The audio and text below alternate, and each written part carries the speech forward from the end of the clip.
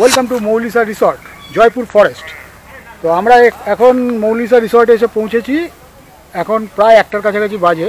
আমরা খুব ধীরে ধীরে আজকে রাইড করেছি, তো রাইডটা ভালোই লেগেছে। এই মৌলিসা রিসর্টটা খুব সুন্দর। এখানে পাখির ডাক, নির্ঝুম একটা পরিবেশ, ভেতরটা পুরো দেখো গাছপালা দিয়ে পুরো ঘেরা, খুব সুন্দর। আর আমরা ওই কাঠের কটেজগুলোতে থাকবো। আজকে দেখা যাক কীরকম অভিজ্ঞতা হয়। ভিতরটা পুরো কাঠের, দেখো এখানে ইজি চেয়ার আছে, আর হচ্ছে এই ঘরে আজকে আমরা থাকবো রাত্রে। এখান দিয়ে এরকম কিছু সিঁড়ি আছে, সিঁড়ি দিয়ে নেমে যেতে হবে। আর দেখো রিসর্টটা ঠিক এরকম, এদিক দিয়ে আরও চলে গেছে। এই যে ঘরগুলোতে আমরা আজকে থাকবো, 4 বেডেড রুম কটেজ, সুন্দর একদম চমৎকার। আর এই মৌলিসা রিসর্টে এসে খুব ভালো লাগছে আমার। এই গেটটা দিয়ে ভেতরে আরও যাওয়া যায়। The next day. Good morning everyone. আজকে আমাদের জার্নির ডে 2, সেকেন্ড ডে। আজকে এখান থেকে যাওয়া হবে বিষ্ণুপুর। বিষ্ণুপুর থেকে গনগনি যাওয়ার কথা ছিল, কিন্তু একটা প্রবলেম হয়ে গেছে যে আমার এক খুব ক্লোজ রিলেটিভ সে অসুস্থ হয়ে গেছে। তো আমাকে মাঝপথ থেকে চলে যেতে হচ্ছে। মানে ডে 2টা আজকে আমার জন্য ঠিক ডে 2 বলা যায় না, কারণ হচ্ছে এই সকালবেলা এখান থেকে বেরিয়ে যেতে হবে আমাকে সোজা বাড়ির উদ্দেশ্যে। আর বাইক এখন পার্ক করা আছে ওই সাইডে, ঢেকে ফেকে দিয়েছিলাম। রাত্রিবেলা অনেক ওষ পড়ার কথা ছিল, পড়েওছে, কারণ চরম ঠান্ডা ছিল এখানে। বাঁকুড়ার ঠান্ডা আর জঙ্গলের ঠান্ডা, তাই গাড়িটা ঢেকে দিয়েছিলাম। এবার ওখান থেকে গাড়িটাকে নিতে হবে। সব থেকে কঠিন কাজ হচ্ছে এই লাগেজ মাউন্ট করাটাই হচ্ছে সব থেকে কঠিন কাজ। আর এখান থেকে যে বাইকটা বের করাতে পারবো তো? হ্যাঁ, ঠিক আছে, করাতে পারবো। তো দেখা হচ্ছে আবার লাগেজ মাউন্ট করার পর। তো এখন ঘড়িতে বাজে 8:28 সকাল। আমি এখন এই মৌলিসা রিসর্ট থেকে বেরোচ্ছি। চলো, আজকে আমার সোলো জার্নি শুরু হলো। আর প্রচুর ঠান্ডা এখানে। কালকে রাত্রিবেলা এত ঠান্ডা লেগেছে কি বলবো তোমাদের। আমি তো ভাবতেই পারিনি যে এত ঠান্ডা হতে পারে। তো খারাপই লাগছে, আমাদের পুরো জার্নিটাতে আমি থাকতে পারছি না। আমার রিলেটিভের অসুস্থতা, তাকে হসপিটালে ভর্তি করতে হবে। আমার রিলেটিভের অসুস্থতার জন্য আমাকে চলে যেতে হচ্ছে। আর দেখো গ্রামের রাস্তা কত সুন্দর। আর এখন পুরো পথটাই, মানে গোটা পথটাই আমাকে একা ট্রাভেল করতে হবে। যদিও বহু একা ট্রাভেল করেছি, তোমরা জানোই, তোমরা দেখেইছো ভিডিওগুলো, আজও করব। আর দেখো কি সুন্দর সূর্য উঠেছে, ধোঁয়া একটা ভাব, মানে হালকা কুয়াশা রয়েছে। আর এদিকে জঙ্গল দেখো, আর এদিকে চাষের জমি আছে, বেশ ভালো লাগছে দেখতে। এখানে আস্তে আস্তে আমরা হাইওয়ের দিকে যাচ্ছি।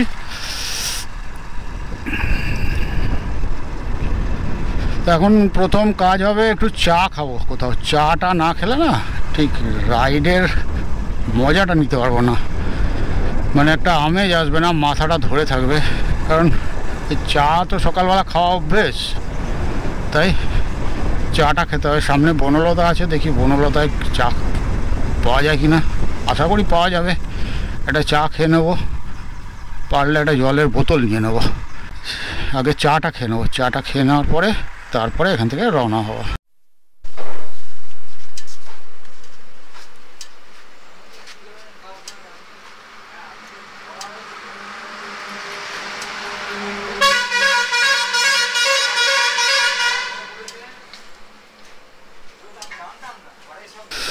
ওকে, তো চলো, হয়ে গেছে চা খাওয়া। এবার সোজা বাড়ির উদ্দেশ্যে রওনা হচ্ছি।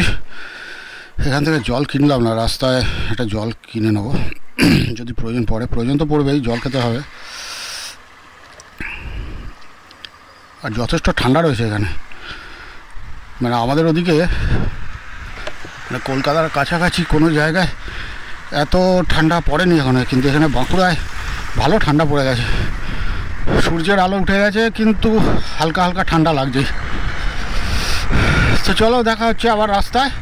তো আপাতত জয়পুর ছেড়ে বেরিয়ে গেলাম, চলে এলাম কতুলপুর। এখন ঘড়িতে বাজে 9টা 6 মিনিট, আর এই মুহূর্তে আমি কতুলপুর ক্রস করছি। রাস্তাঘাট মোটামুটি ফাঁকাই থাকবে, আজকে রোববার তো, রোববারে। আর এদিকে রোববার কেন, এমনিতেই রাস্তাঘাট খুব একটা ভিড় থাকে না। বড় বড় ট্রাক যায়, বালির ট্রাক, আর বাস যায়, খুব জোরে জোরে বাস যায়। দেখো আমার সামনে আসছে কি বাস, ও চুচুড়া বাঁকুড়া। বাবা, চুচুড়া থেকেও বাঁকুড়ার বাস আছে, আচ্ছা খুব ভালো। তো এইসব বাসগুলো যায়। সামনে গ্রিন সিগন্যাল দেখতে পাচ্ছি, আবার রেড হয়ে গেল। আচ্ছা রেড হয়ে গেল, তো এখানে দাঁড়িয়ে পড়তে হবে। আর এটা হচ্ছে কতুলপুর বাজার এরিয়া। আর আমি সিগন্যালটা না মেনে চলে যেতে পারতাম, কিন্তু বলা তো যায় না কোথায় সিসিটিভি ক্যামেরা থাকে, আবার চালান ফালান পাঠিয়ে দেবে। কতুলপুর হলো এই অঞ্চলের একটা নাম করা জায়গা। গ্রাম্য এলাকার মধ্যে এই কতুলপুর হচ্ছে একটুখানি শহর বলা যায়, চলে আর কি, মানে একটু মফস্বল বলা চলে। দোকানপাট রয়েছে, একটু কতুলপুর থানা, হসপিটাল এসব রয়েছে, লোকজন বেশি। এই দেখতেই পাচ্ছ এখানে বাজার এরিয়া, বাজার বসেছে সব, চারিদিকে দোকানপাট রয়েছে প্রচুর। আর সামনে কতুলপুর বাস স্ট্যান্ড আছে, বাস স্ট্যান্ডের ওখানে আইল্যান্ড আছে। আইল্যান্ডের থেকে একটা রাস্তা চলে যাবে কামারপুকুরের দিকে, আর আরেকটা রাস্তা সোজা আমি যেটা ধরবো সেটা চলে যাবে আরামবাগের দিকে। আর যেহেতু শীত পড়ে গেছে সেহেতু কম্বল টম্বল বিক্রি হওয়া শুরু হয়ে গেছে বিভিন্ন জায়গায় স্টল ফল দিয়ে। আবার সামনে আবার দেখছি রেড সিগন্যাল, আচ্ছা গ্রিন হয়ে গেছে সঙ্গে সঙ্গে। আর এই যে এখানে প্রচুর ভ্যানও চলে, বাবা প্রচুর ভ্যানও চলে, ইঞ্জিন ভ্যান। আর বালির লরি, প্রচুর বালির লরি। এই যে আমি 2-3খানা বালির লরিকে ওভারটেক করে এলাম, আমার সামনে আরও অনেক বালির লরি পাবো।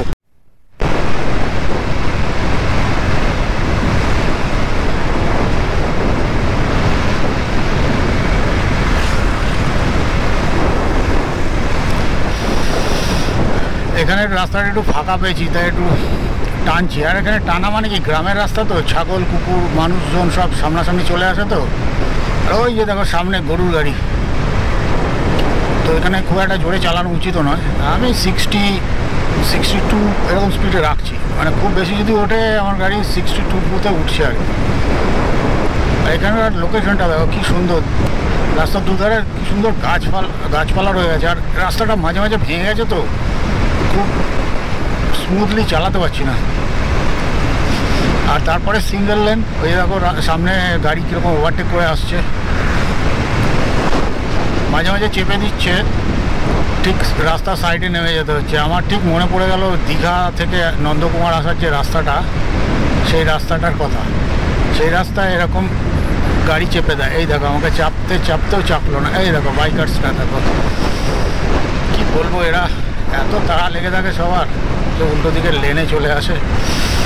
এই করে তো অ্যাক্সিডেন্টগুলো হয়। আর এখানে কত লরি ডাম্পার সব দাঁড়িয়ে আছে দেখো, এগুলো সবই বালি নিয়ে আসে। আর বালি লরি থেকে না এখানে দাঁড়িয়ে কী বলবো, পুলিশগুলো হাত পেতে ঘুষ নেয়। হাত পেতে মানে কি, বলপূর্বক আর কি, মানে সে থ্রেট করে। আমি দেখেছি এখানে, এর আগে যখন যাতায়াত করতাম তখন দেখতাম সে সারি লাইন দিয়ে পুরো সারি ট্রাক দাঁড়িয়ে আছে, আর সব পুলিশগুলো এসে সব টাকা তুলছে।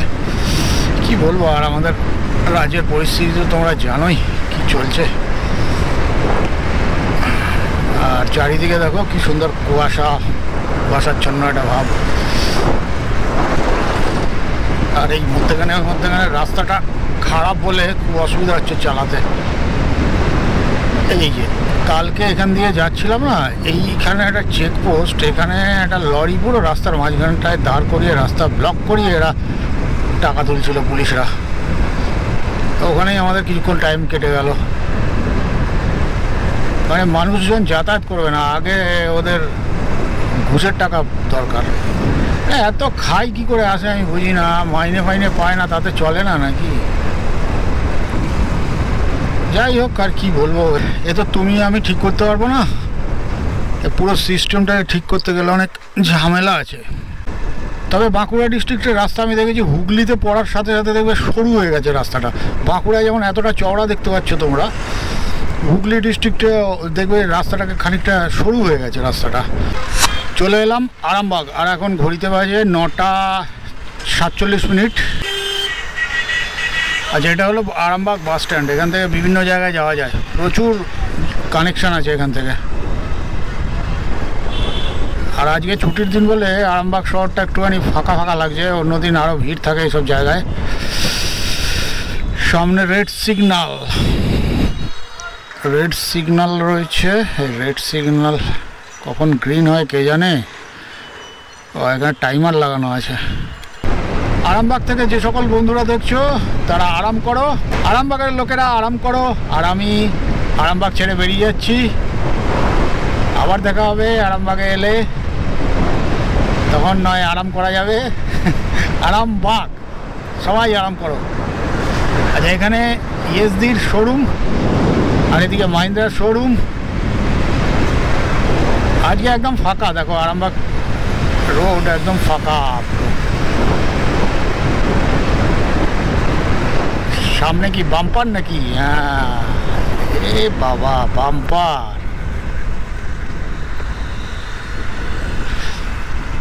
এত বাম্পার না কি বলবো। আজকে ওয়েদার রিপোর্টে দেখছিলাম একটু ক্লাউডি দেখাচ্ছে, মানে রোদ্দুরের সেরকম তেজ নেই। আর সামনে দেখো শ্রী শ্রী রামকৃষ্ণ সারদা স্বাগত তোরণ। এখানে মনে হয় রামকৃষ্ণ মিশনের কিছু প্রোগ্রাম হচ্ছে, তার জন্যে গেট বানিয়ে রেখেছে। একদম ফাঁকা রাস্তা, মনে হচ্ছে যেন ভর দুপুরবেলা চালাচ্ছি। যদিও এখন দুপুরবেলা আর এরকম ফাঁকা থাকে না, বেশ অনেক বছর আগেকার কথা বলছি, তখন দুপুরবেলা ফাঁকা থাকতো রাস্তা। ঠিক সেরকম লাগছে। এখান থেকে খানিকটা 4 লেন পাবো, তারপরে আবার সিঙ্গেল লেন, তারপরে আবার 4 লেন।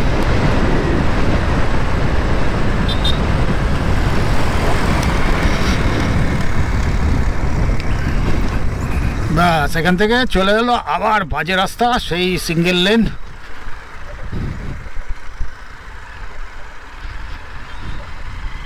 কি বলবো, দেখতেই পেলে একদম প্লেন রাস্তার পরেই একদম গর্ত, বড় বড় গর্ত শুরু হয়ে গেল। আর এখান থেকে রাস্তা প্রচুর খারাপ পাওয়া যাবে। আর দেখো কিভাবে বালি নামাচ্ছে, দেখো এই যে বড় ডাম্পারটা, এই ডাম্পারটা থেকে পুরো ঢেলে দিয়েছে বালি, আর এখান থেকে সব বেলচা করে তুলে তুলে অন্যখানে নিয়ে যাচ্ছে ভ্যানে করে।